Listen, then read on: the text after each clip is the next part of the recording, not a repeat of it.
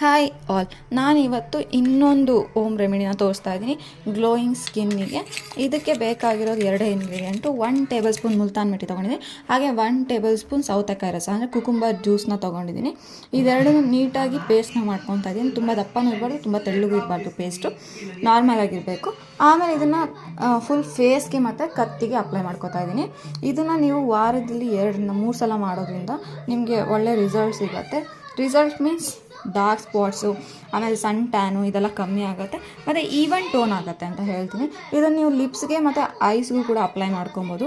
Cucumber juice ಹಾಕಿರೋದ್ರಿಂದ dark circle ಕಡಿಮೆ ಆಗುತ್ತೆ, ಹಾಗೆ ಲಿಪ್ಪಲ್ಲಿರುವಂಥ ಏನು ಡಾರ್ಕ್ ಸ್ಪಾಟ್ ಅಥವಾ ಪಿಗ್ಮೆಂಟೇಷನ್ ಅಂತ ಏನು ಹೇಳ್ತೀವಿ ಅದು ಕಮ್ಮಿ ಆಗುತ್ತೆ. ಹಾಗಾಗಿ ಈ ಒಂದು ಮಾಸ್ಕ್ನ 2-3 ಸಲ ವಾರದಲ್ಲಿ ಯೂಸ್ ಮಾಡಿ ನಿಮಗೆ ಒಳ್ಳೆ ರಿಸಲ್ಟ್ ಸಿಗುತ್ತೆ ಅಂತ ಹೇಳ್ತೀನಿ.